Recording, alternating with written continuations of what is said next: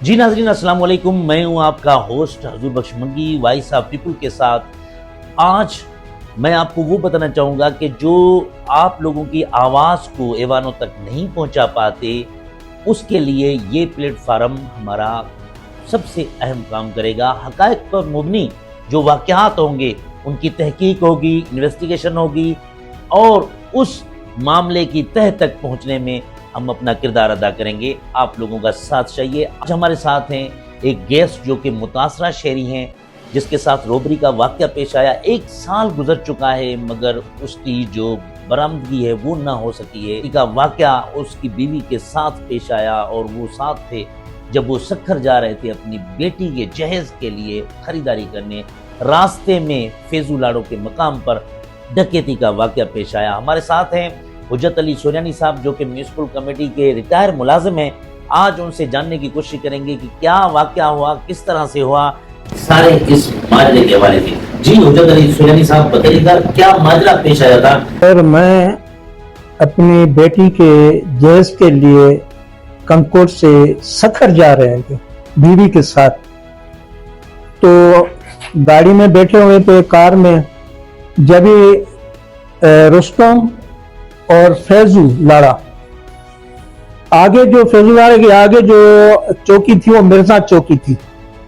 मिर्जा चौकी के साथ ही एक मेल जहां आधा मेल था, बस सामने जो था वहां डिगेड़ी वाले खड़े हुए थे और डाकू खड़े हुए थे और अचानक जो है हमारी गाड़ी पर सामने आ गए।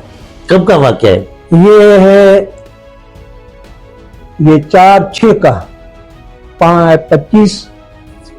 2025 का है। तो वहां मेरी बीवी जैसे ही देखा उनको, वो बेहोश हो गई।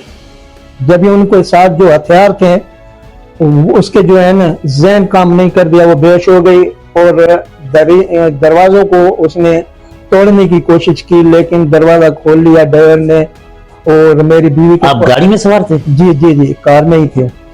तो जब ही उन्होंने पैसे छीन कर चले गए थे तो इधर मेरा दिमाग जो था वो काम करना छोड़ दिया। ये रकम लेकर आप अपनी बेटी के जहेज के लिए जा रहे थे? जी जी, खरीदारी वो जहेज के लिए सक्खर जा रहे थे। हम लोग कंकोट से सक्खर जा रहे थे। ये बीच का रास्ता होता है ना, बीच से हम जा रहे थे। तो ये अचानक जैसे भी हो गया तो बीवी हो गई थी बेहोश और मेरा ज़हन ही काम करना छोड़ दिया। मैं बीवी के ऊपर परेशान ही था, इतना परेशान था जो मैं आपको क्या बताऊं।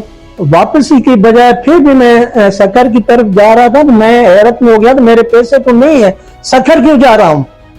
तो वैसे ही पुलिस वाले सामने रुस्तम चौकी पर खड़े हुए थे। मैंने उनको बोला था वहां डेगड़ी हमें पूर कर वो जा रहे हैं, डाकू हैं, आप इधर हंस रहे हैं और आप गाड़ियां भी सामने देख रहे हो, तो आप क्यों नहीं उनके पीछे जा रहे हैं। वो हंस के चले गए थे। तो फिर मैंने देखा मेरी बीवी थोड़ी थी ये हमारे जो है डिस्टर्ब हो रही है और बेहोश हो गई, ज्यादा नुकसान हो जाए। तो फौरन मैं जो है गाड़ी को वापस करवा के वहां चला गया, घर आया। घर में जो है तो मैंने पैसे उठाया तो मैं इनको ले गया था सक्खर। वहां इनका इलाज करवाया था। जब भी होश में आई थी वो बार बार बेहोश हो रही थी। तो मैंने बोला पैसे अल्लाह करेगा मिल जाएगा, बेटी की जो है शादी हो जाएगी, ऐसी कोई बात नहीं। मैं उनको ऐसा दिलासा देता रहा। अचानक फिर मैं वापस जैसे आया तो मैं एप्लीकेशन कश्मीर वाले एसपी को, मैंने एसपी को जो थी मैंने कंप्लेंट दी थी। तो साइन डीएसपी साहब ने वहां लिखकर फाइल में रख दिया, तो मुझे वापस कर दिया। मैं चला गया था, मैं फिर चला गया था कराची गया इनके इलाज के लिए। तो वापस आ गया और फिर मैंने कंप्लेन शुरू कर दी। तो अचानक मेरे पास फोन आ गई थी खानपुर डीएसपी की। तो भाई आप कौन है? हुज्जत अली है। मैंने बोला मैं हुज्जत अली हूँ, कि मेहरबानी करके आप आ जाएं। नहीं तो आपने वहां पर एनसी दाखिल करवाई? तो मैं तो इसीलिए नहीं करा रहा था, मेरे बीवी की हालत देखकर मैं सीधे जैसे वापस आ गया था, मैंने पुलिस वालों को, रुस्तम वालों को बता दिया था वहां हमें लूट कर चले गए हैं, आप इधर हंस रहे हैं, आप क्यों नहीं उनके पीछे जा रहे हैं। तो फिर मैं वापस आ गया था। जैसे मैं वापस आ गया तो एसपी कश्मीर वाले को मैंने एप्लीकेशन दे दी थी, लेकिन उन्होंने भी ऐसे फाइल में रखकर हमें दे दिया, भाई आप चले जाएं। तो हम वापस चले गए। तो फिर मैंने बीवी को देखा कर मैंने कंप्लेन शुरू कर दी। मैंने वहां कंप्लेन की थी, जरदारी साहब के पास गए थे, उनके पास कंप्लेन की, और शाहबाज शरीफ के साथ भी कंप्लेन मैंने उनके पास भी की थी, सैयद मुराद अली शाह के भी कंप्लेन की थी, जिया हुसैन देखे उनके पास भी मैंने कंप्लेन की थी, और गवर्नर साहब के पास भी मैंने कंप्लेन की, आईजी सिंध की जो है उनके पास भी कंप्लेन मैंने की थी, चीफ सेक्रेटरी की भी कंप्लेन की थी, लेकिन कुछ भी नहीं हुआ। मैंने बोला यहाँ जो है ना पाकिस्तान के जो हुक्मरान है वो अंधे बैठे हैं, कोई भी नहीं सुन रहा है। अगर कंप्लेन जब भी आती है तो वो मुझे कहते थे आप जाएं भाई कश्मीर के एसपी के पास चले जाएं। एसपी के पास चला जाता हूं तो वो कहते हैं हमारी हदूद नहीं है, शिकारपुर की हदूद है, वहां चले जाते थे। जब भी मुझे राना डीएसपी ने खानपुर वाले ने बुलाया था, मैं उनके पास चले गए थे, उसने बोला आ जाओ भाई इंक्वायरी करते हैं आपकी। वहां हदूद उनको मैंने दिखाया था,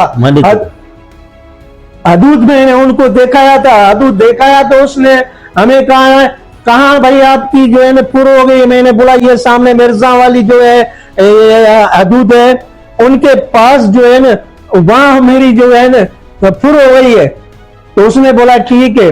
तो वो वहां इंस्पेक्टर खड़ा हुआ था, इंस्पेक्टर को उसने कहा था, उसने बोला इसका पैसे इतने सारे चले गए थे, आप इनके क्यों नहीं कह रहे। उसने बोला 15 जो है ना मिर्जा चौकी पर जो बैठते हैं पुलिस वाले, अगर ऐसा कोई हादसा होता तो वहां क्यों नहीं पुलिस जाती है।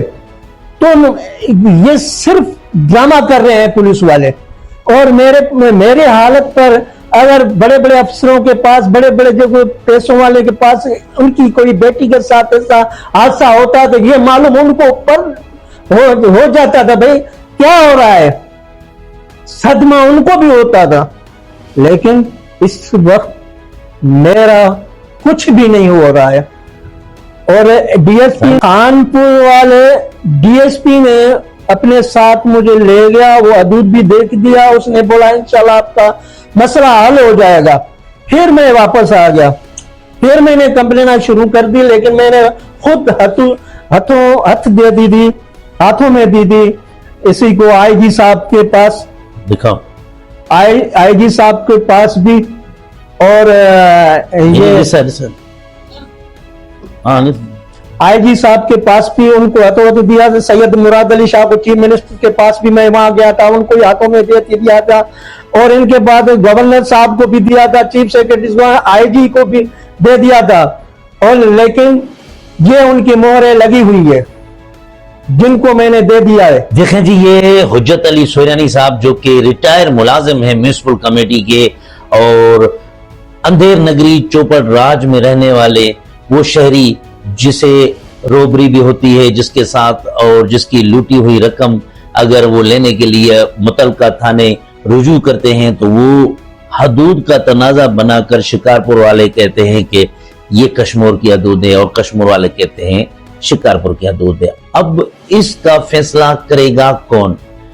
हमारे तवज्जुह से हम जनाब मुतलका इदारों के हुकाम को ये अपील करते हैं कि ऐसे शहरी जो नफीस शहरी हैं जिनके साथ इस तरह के वाकयात पेश आते हैं मगर उनका हल नहीं निकल पाता, इनका जो मसला है वो फौरी तौर पर हल किया जाए और नोटिस लेकर जो अमलदार इस वाक़े के मुतालिक गफलत कर रहे हैं उनके खिलाफ कार्रवाई अमल में लाई जाए।